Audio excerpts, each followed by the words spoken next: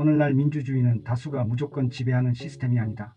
진정한 민주주의는 다수의 지배와 동시에 소수의 권리가 보장되어야 하기 때문이다. 특히 두 가지 영역은 다수결 제도로부터 보호받아야 한다.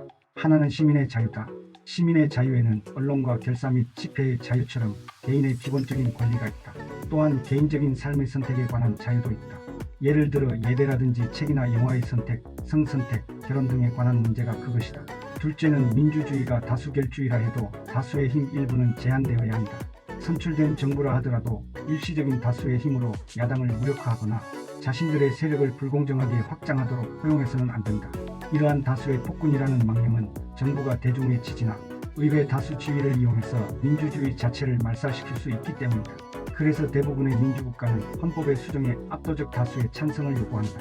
위헌 법률의 폐지 권한을 가진 독립사법기관, 연방주의와 다양한 선거제도 등도 역시 다수 독재를 견제하는 기능이 있다. 민주주의자 대부분은 개인의 자유와 공정한 경쟁을 위한 야당의 권리가 다수결주의에도 불구하고 존재해야 한다는 생각에 동의할 것이다. 하지만 반다수결의 규칙이 이론적으로는 소수의 권리를 보호한다고 하지만 현실적으로는 특권 소수에게 종종 더 많은 도움을 주고 있다. 또한 반다수결주의는 시간적인 문제도 가지고 있다. 일반적으로 압도적 찬성을 요구하는 헌법 개정 규칙은 한 세대가 다음 세대의 손발을 묶는 결과로 이어진다. 사법부도 판사의 신분이나 정년 등을 강력하게 보장하게 되면 수십 년 전에 임명된 판사들이 오늘날 다수가 만든 법률과 정책을 무력화시킬 수 있게 한다. 민주주의는 몇몇 핵심 반다수결주의가 없다면 살아남지 못한다. 그러나 동시에 반다수결주의가 지나쳐도 살아남지 못한다. 이것이 오늘날 미국이 처한 국면이기도 하다. 미국 헌법에는 이례적으로 많은 반다수결주의가 자리잡고 있다.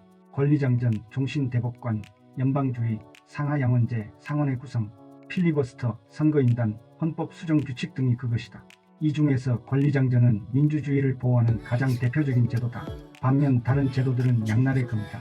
비민주적인 반다수결주의는 다수에게는 희생을 강요하고 소수에게는 힘을 실어준다. 그 대표적인 것이 선거인단 제도다. 이 제도는 더 적은 표를 얻은 후보자도 대통령이 될 수 있게 허용한다.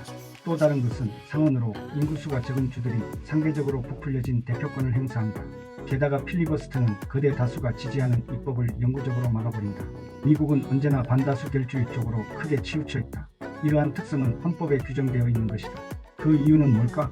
미국 헌법은 세계에서 가장 오래된 성문 헌법이다. 미국 건국자들이 창조한 헌법 질서는 당시에 존재했던 어떤 헌법 체제보다 더 민주적이었다. 그러나 그들도 오늘날 우리가 민주주의라고 부르는 이상을 구축하려고 한 것은 아니었다.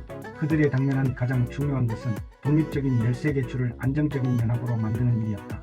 이제 막 모습을 드러낸 미국으로서는 재헌의회가 실패할 경우 경제적 위협은 물론 영국과 프랑스, 스페인의 지정학적 야망과 군사 도발에 노출될 수밖에 없기 때문이었다. 그래서 이들은 상황에 따라 임기응변하면서 타협을 추구했다. 이 과정에서 도입된 반다수결주의는 변화를 가로막고 위협하는 소수를 달래기 위한 타협안이라 하겠다. 작은 주 대표들의 평등한 대표권 요구나 남부 5개 주의 노예제 존속 요구 등이 대표적이다. 미국인들은 초등학교에 입학하면서부터 헌법은 신성함으로 존경해야 한다고 배운다. 그리고 미국 사회의 근간이 되는 여러 제도는 심밀하게 구성된 효율적인 공화국 청사진의 일부라고 믿는다. 하지만 이러한 믿음은 시민의 자유를 보호하고 공정한 규칙을 적용하는 것과 특권을 누리는 정치적 소수를 선거와 입법에서 유리하게 만드는 규칙을 혼동하게 만든다. 여론조사 결과는 미국인 다수가 포괄적인 가치를 인정하며 다인종 자유민주주의 원칙을 지지한다는 사실을 분명하게 확인시켜준다. 그러나 미국의 제도는 이러한 다수의 뜻을 좌절시키고 있다. 한 유명 정치평론가는 약 75년 전에 이렇게 말했다. 미국인 다수는 사자의 목줄에 영원히 묶인 채 살아가는 순한 양치기계다.